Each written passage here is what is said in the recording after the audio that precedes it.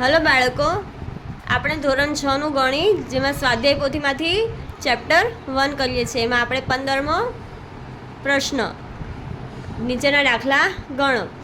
એમાં પહેલો સવાલ છે, આપણને નંબર આપ્યા છે 6 આંકડા આપ્યા છે.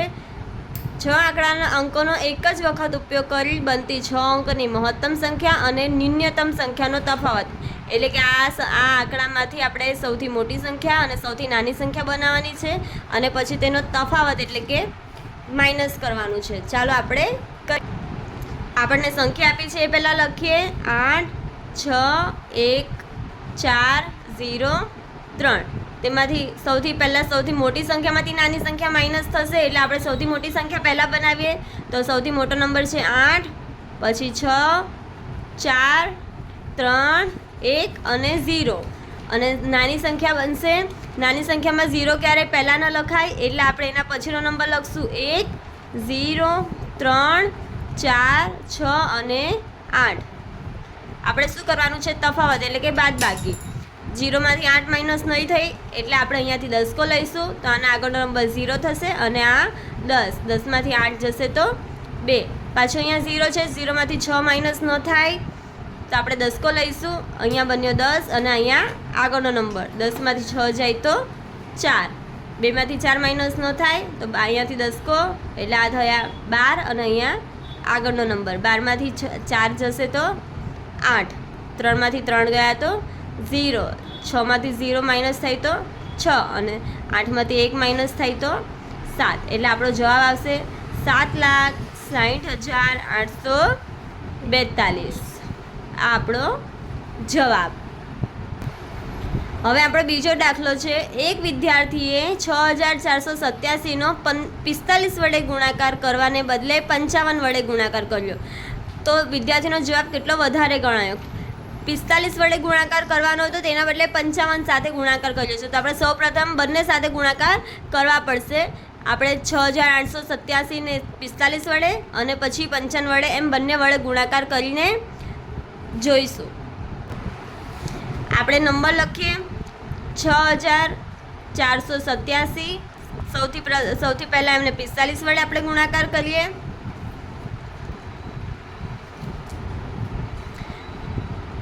4 દશકના સ્થાન ઉપર છે એટલે દશકનું 0. 4 સત્તા 28. 28 નો 8 વધી 2. 4 અઠામ 32. 32 ને 2 34. 34 નો 4 વધી 3. 4 ચોક 16. 17 18 19. 19 નો 9 વધી 1. 4 છંગ 24. 24 ને 1 25. હવે પાંચની વારી. 5 સત્તા 35. 35 નો 5 વધી 3. 5 અઠામ 40. 41 42 43. 43 નો 3 વધી 4. 5 ચોક 20. 20 ને 4 24. 24 નો 4 વધી 2. 5 છંગ 30. 30 ને 2 32. આપણે શું કરશું? સરવાળો. 0 + 5 5. 8 9 10 ને 1 11. 11 નો 1 વધી 1. 4 ને 4 8 ને 9. 9 ને 2 11. 11 નો 1 વધી 1. 5 ને 1 6. 6 ને 3 9. 2 ના 2. 45 વડે ગુણાકાર કરવાથી જવાબ આવશે 2,91,915. હવે આપણે એ જ નંબરને 55 વડે ગુણાકાર કરશું. આપણે 55 વડે ગુણાકાર કરવાનો હતો એટલે આપણે 55 વડે પણ ગુણાકાર કરીને જોઈશું. આ 5 દશકના સ્થાન ઉપર છે એટલે દશકનું 0. 5 સત્તામ 35 નો 5 વધી 3. 5 અઠામ 40. 41 42 43. 43 નો 3 વધી 4. 5 ચોક 20. 20 ને 4 24. 24 નો 4 વધી 2.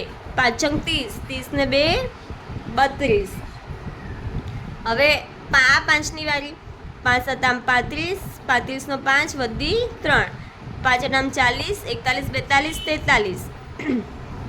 43 નો 3 વધી 4.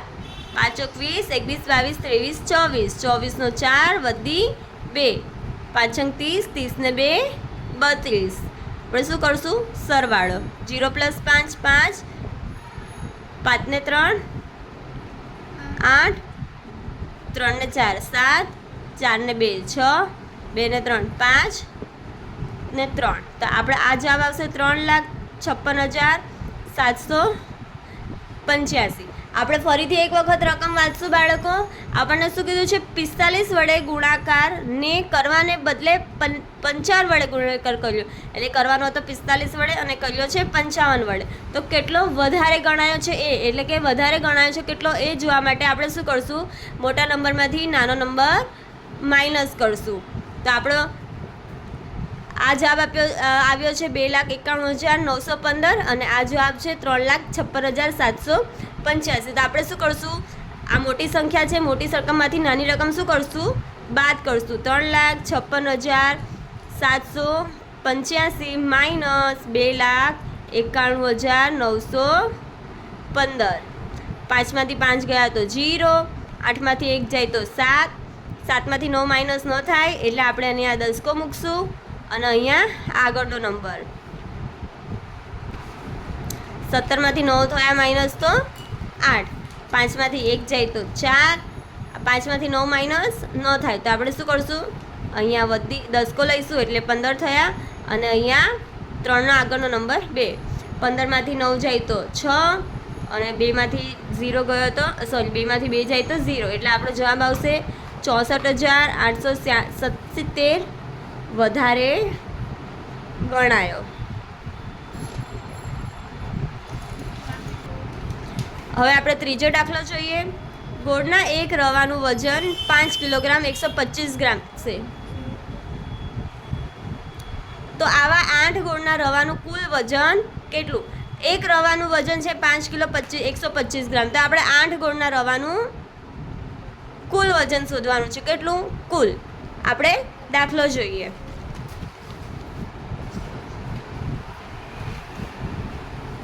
આપણે લખીએ.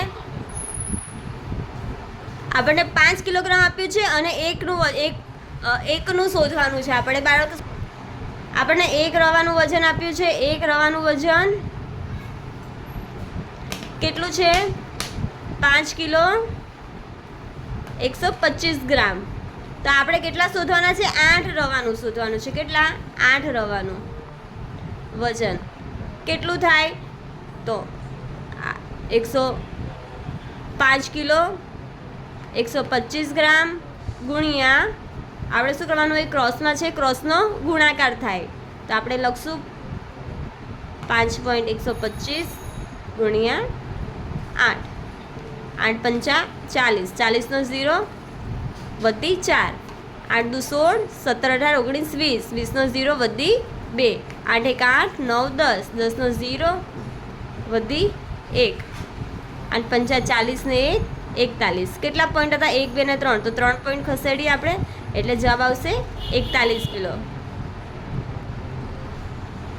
41 કિગ્રા.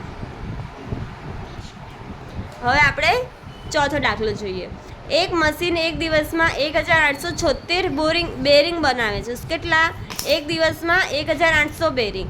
તો માર્ચ મહિનામાં કેટલી બેરિંગ બનાવશે? એટલે આપણને એક દિવસનું આપી દીધું છે. આપણે જોવાના છે કે માર્ચ મહિનામાં કેટલા દિવસો આવે બાળકો. તો માર્ચ મહિનામાં કેટલી બેરિંગ બનાવશે તો એ આપણે લખીએ. આપણે લખશું માર્ચ મહિનામાં કેટલા દિવસો આવશે બાળકો? 31 દિવસ. ખબર છે આપણે નાના હતા ત્યારે આપણે આમ શીખતા હતા જાન્યુઆરી, ફેબ્રુઆરી, માર્ચ. ઉપર પહાડ પર આવે તો તેમાં 31 દિવસ હોય. પછી નીચે ખાડામાં જાય તો 30 દિવસ. તો જાન્યુઆરી, ફેબ્રુઆરી ને માર્ચ. માર્ચ ક્યાં આવે છે? ઉપર પહાડ ઉપર. તો આપણે કેટલા દિવસ આવે? 31. જો ન આવડે આપણને મહિનામાં કેટલા દિવસ હોય ન આવડે તો આપણે આ પણ કરી શકીએ. આપણે નાના હતા ત્યારે આવું જ કરતા ને, તો આપણે ફરીથી એવું કરવાનું. તો માર્ચ મહિનામાં કેટલા દિવસ છે? 31 દિવસ. આપણને આપ્યા છે એક દિવસમાં કેટલું બેરિંગ બનાવે છે? એક દિવસમાં 1,876 બેરિંગ બનાવે છે. તો આપણી પાસે દિવસ છે કેટલા? 31 દિવસ. તો 31 દિવસમાં કેટલા? તો 31 દિવસમાં કેટલા થશે? 1,876 ગુણ્યા 31. તો આપણે અહીંયા ગુણાકાર જોઈએ.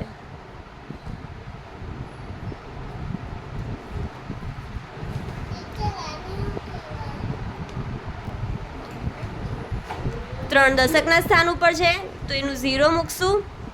3 છંગ 18, 18 નો 8 વધી 1, 3 સતામ 21, 21 નો 1 22, 22 નો 2 વધી 2, 3 આઠામ 24, 25 26, 26 નો 6 વધી 2, 3 એકા 3, 4 ને 5.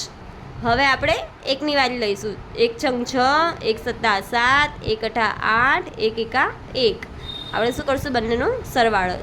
0 પ્લસ 6 8 ને 7 15, 15 નો 5 વધી 1, 8 9 10 ને 1 11, 6 7 ને 1 8 ને 5 ના 5. તો 31 દિવસમાં 58,156 બેરિંગ બનાવશે. આ શું છે આપણો જવાબ. હવે આપણે આગળ જોઈએ બાળકો. પાંચમો દાખલો. એક શર્ટ માટે 2 મીટર 25 સેન્ટીમીટર કાપડ જોઈએ છે. તો આ માપના 35 શર્ટ બનાવવા માટે કેટલું કાપડ જોઈશે? આપણને એક શર્ટનું કાપડ આપી દીધું છે કે 2 મીટર 25 સેન્ટીમીટર જોઈશે. તો આપણે એવા 35 શર્ટ માટે કેટલું કાપડ જોઈશે તે શોધવાનું છે. તો આપણે શું કરશું બાળકો? પહેલાં જે 2 મીટર 25 સેન્ટીમીટર કાપડ આપ્યું છે, કેટલું? 2 મીટર 25 સેન્ટીમીટર કાપડ આપ્યું છે, એને સેન્ટીમીટરમાં ફેરવી દઈશું. તો 2 મીટર, આ તો સેન્ટીમીટરમાં જ છે, તો આ 2 ને આપણે સેન્ટીમીટરમાં ફેરવી દઈએ તો 1 મીટર બરાબર 100 સેન્ટીમીટર થશે. તો 2 મીટર બરાબર 2 ગુણ્યા 100 એટલે કે 200 સેન્ટીમીટર પ્લસ 25 સેન્ટીમીટર એટલે ટોટલ કેટલું થયું? 225 સેન્ટીમીટર કાપડ થયું. તો આપણે લખીએ કે એક શર્ટ માટે કેટલું કાપડ? એક શર્ટ માટે જોઈતું કાપડ કેટલું છે? 225 સેન્ટીમીટર. તો એવા આપણે 35 શર્ટ માટે કાપડ કેટલું જોઈશે તે શોધવાનું છે. તો 35 શર્ટ માટે કેટલું? તો 225 ગુણ્યા 35. આપણે શું કરશું? 225 ને 35 સાથે ગુણાકાર કરશું. 3 દશકના સ્થાન ઉપર છે તો એનું 0, 3 પંચા 15 નો 5 વધી 1, 3 દુ 6 ને 1 7, 3 દુ 6. હવે 5 ની ટર્ન. પાછું 25 નો 5 વધી 2, 5 દુ 10, 10 ને 2 12, 12 નો 2 વધી 1, 5 દુ 10, 10 ને 11.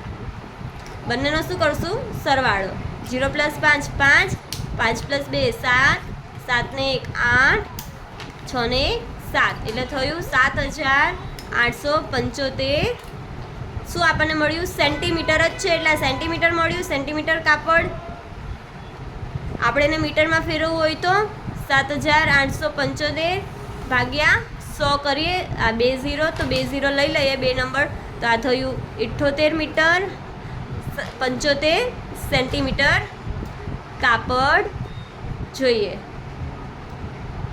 ખાલી સેન્ટીમીટર હોય તો આ જવાબ લેવાનો છે અને મીટર સેન્ટીમીટરમાં ફેરવ્યું તો આપણે આ. એટલે બંને એના સાચા જવાબ જ છે. મને આશા છે કે તમને ખબર પડી હશે. આપણું પહેલું ચેપ્ટર સ્વાધ્યાય પોથી અને ચોપડી એમ બંનેમાંથી પૂરું થાય છે.